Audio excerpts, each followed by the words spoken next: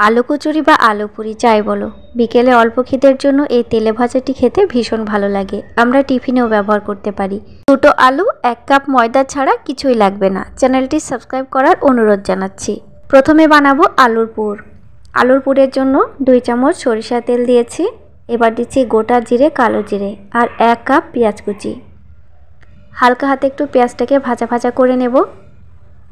আর প্রথমে আলুর পুরটা তৈরি করলে আলুর পুরটা ঠান্ডা হয়ে যাবে, আর ঠান্ডা হওয়ার পরে কচুরিগুলো বানানো খুবই সুবিধা হয়। এবার দিচ্ছি 3-4টে রসুনের কোয়া কুচি করে নিয়েছি। 2 থেকে 3টে কাঁচা লঙ্কা নিয়েছি, কুচিয়ে নিয়েছি, দিয়ে দিলাম। ঝালটা স্বাদ মতো দিতে হবে। অনেকে ঝাল খেতে পারে না, ঝালটা অবশ্যই স্বাদ বুঝে দেবে, তবে একটু স্পাইসি হলে আমাকে খেতে খুব ভালো লাগে। একটু ভাজা ভাজা করে নিলাম। এরপর দিয়ে দেব আদার কিমা।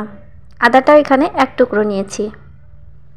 এবার দিয়ে দেব স্বাদ মতো লবণ, 1 চিমটে হলুদের গুঁড়া আর 4 চামচের আধা চামচ পরিমাণে গরম মশলার গুঁড়া। গ্যাসের ফ্লেমটা একদম মাঝারি থেকে লো আঁচে রেখে মশলাটাকে খুব ভালো করে ফ্রাই করে নিতে হবে। দুটো আলুকে সেদ্ধ করে জল ঝরিয়ে রেখেছি, আলুটা দিয়ে দেব। আলুগুলো ডুমো করে কেটে সেদ্ধ করে নিয়েছি, তোমরা এখানে চটকেও দিতে পারো। এবার আলুটাকে হালকা করে একটু চটকে দেব। প্রত্যেকটা মশলা এখানে দেওয়া হয়ে গেছে। সবশেষে একটু কসুরি মেথি হাত দিয়ে ডলে দিয়ে দেব।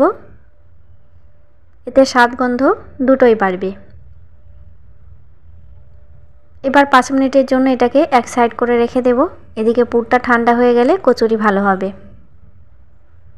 2 কাপ ময়দার সাথে 1 চিমটা লবণ দিলাম আর 4 চামচের 3 চামচ রিফাইন্ড অয়েল। শুকনো উপকরণগুলো হাত দিয়ে আগে ভালো করে ডলে মেখে নিতে হবে। ময়দা যখন হাতের মুঠোতে মুঠো হয়ে আসবে তখনই বুঝে নিতে হবে কচুরির জন্য ময়ান দেওয়া হয়ে গেছে, কেননা এই কচুরিগুলো খাস্তা বানাতে হবে, আর খাস্তার জন্য শুকনো উপকরণগুলো মেশানোটা খুবই দরকার। হাতে প্রায় 2 মিনিট সময় নিয়ে খুব ভালো করে শুকনো উপকরণগুলো হাতের তালু দিয়ে ডলে ময়ান দিয়ে নিতে হবে। আর এই ময়ানটা যত ভালো দেওয়া যাবে ততই খাস্তা হবে। এবার নর্মাল জল দিয়ে ময়দা মেখে নেব। অল্প অল্প করে জল দেবে, খুব বেশি করে জল দিতে গেলে চিটচিটে হয়ে যাবে। দেখো ময়দা মাখা হয়ে গেছে। ছোট ছোট করে লেচি কেটে নেব। লেচিগুলো সাইজে একটু মোটা করতে হবে, নইলে আলুর পুর বেরিয়ে যাবে। তো লেচিগুলো একটু মোটা করে করছি। এক একটি লেচি থেকে এক একটি কচুরি তৈরি হবে। এবার হালকা করে একটু শুকনো ময়দা ছড়িয়ে বেলে নিলাম। খুব বেশি পাতলা করার দরকার নেই, যথেষ্ট পরিমাণে আলুর পুরটা দিতে হবে। আলুর পুর যত বেশি দেওয়া যাবে কচুরি খেতে তত ভালো হবে। আমরা ঠিক মোমো যেভাবে তৈরি করি সেইভাবেই মুখটা প্রথমে লাগাতে হবে, নইলে এই মুখটা কিন্তু ফেটে যাবে, আর মুখটা ফেটে গেলে ভাজার সময় তেলটাও কালো হয়ে যাবে। এবার মুখটা খুব ভালো করে লাগানো হয়ে গেছে।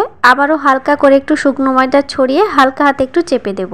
দুপুরের রান্নার দুটো আলু উঠিয়ে রাখলেই বিকেলের জলখাবার সুন্দরভাবে তৈরি হয়ে যাবে। এক এক করে সবকটা তৈরি করা হয়ে গেছে। গ্যাসের ফ্লেমটা একদম মাঝারি লো আঁচে রেখে ভাজতে হবে, আর একটু ডুবো তেলে ভাজলে ভালো হয়। গ্যাসের ফ্লেমটা কখনোই বাড়ানো যাবে না, একদম মাঝারি থেকে লো আঁচে রেখে ভাজতে হবে। আমরা ঠিক সিঙ্গাড়া যেভাবে ভাজি সেইভাবেই ভাজতে হবে। একটু সময় নিয়ে সিঙ্গাড়ার মতো বেশ খাস্তা করে ভেজে উঠিয়ে নেব। লালচে ব্রাউন কালার ধরে যাবে তখনই তুলতে হবে। এই কচুরি গরম গরম সস, চাটনি বা আলুর তরকারি সব কিছুর সাথেই খাওয়া যাবে। তো বাড়িতে অবশ্যই একবার ট্রাই করে দেখো, ভীষণ ভালো লাগে খেতে। রান্না থেকে দুটো আলু উঠিয়ে রাখলেই হয়ে যাবে। কেমন হয়েছে জানিও, আর ভিডিওটি ভালো লাগলে চ্যানেলটি সাবস্ক্রাইব করে দিয়ে আমার সাথে থেকো।